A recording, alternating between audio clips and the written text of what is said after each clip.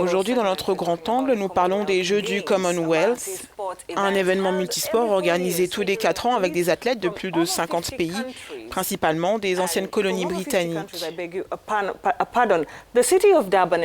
C'est la ville de Durban, en Afrique du Sud, qui a remporté l'organisation des Jeux en septembre 2015. Elle devait être la première ville africaine à accueillir l'événement, mais selon le chef de la Fédération des Jeux du Commonwealth, David Gravenberg, la ville ne répondait pas aux critères fixés par son organisation et la recherche d'une nouvelle ville hôte aurait déjà commencé.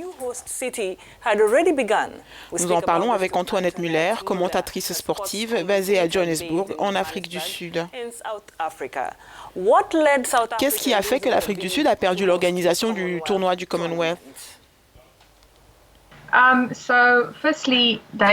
D'une part, le gouvernement sud-africain et les organisateurs des Jeux du Commonwealth de 2022 n'ont pas pu s'entendre sur un budget opérationnel avec la fédération.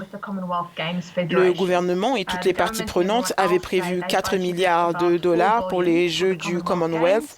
Ils ont cru que ce serait suffisant puisque c'est ce qui avait été déboursé pour l'accueil des récents Jeux africains. La fédération des Jeux du Commonwealth a estimé que ce n'était pas assez. En gros, ils voulaient presque le double, ce qui n'était vraiment pas une surprise puisque Glasgow a coûté environ 11 milliards de rands. C'était un débat en cours depuis que l'Afrique du Sud avait été désignée pour l'organisation de ces Jeux.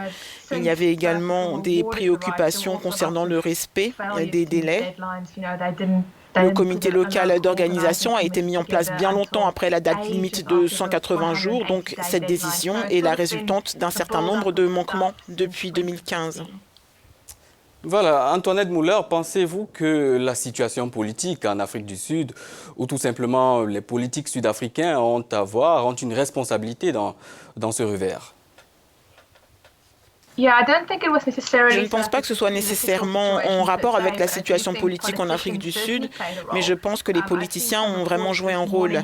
J'ai vu quelques rapports selon lesquels le comité local d'organisation, qui a été proposé par le gouvernement sud-africain, n'avait aucun membre du SASCOP, qui est le comité olympique.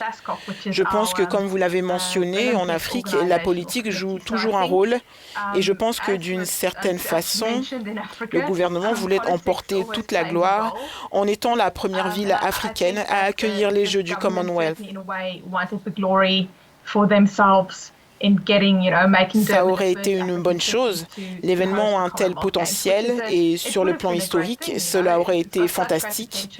Mais comme je l'ai déjà dit, le gouvernement voulait certainement en tirer toute la gloire.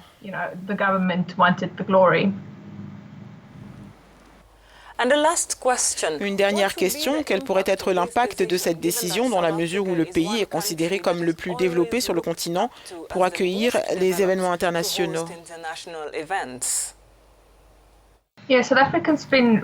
L'Afrique du Sud a réussi à accueillir un certain nombre de grands tournois sportifs. Elle a accueilli la Coupe du monde de rugby, la Coupe du monde de football, de cricket. Elle a accueilli les Jeux africains. Elle s'est toujours montrée disposée à accueillir la Coupe d'Afrique des Nations en cas de défection d'un pays devant l'organiser. Et elle essaie actuellement de décrocher la Coupe du monde de rugby de 2023. Mais le problème, c'est que le président actuel de la Fédération sud-africaine du rugby faisait partie du comité de candidature pour les Jeux du Commonwealth de 2022. Et récemment, une équipe de la Fédération internationale est venue sur place pour évaluer le dossier du pays, vous savez, faire le point sur les conditions d'accueil. Mais je ne pense pas que ce sera quelque chose de grandiose parce que le pays a déjà accueilli la Coupe du monde de rugby auparavant.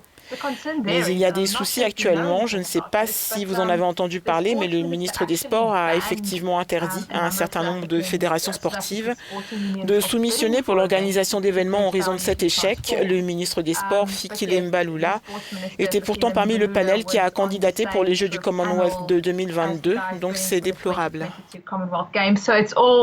I hate to sound stereotypical, but it's all very African at the moment.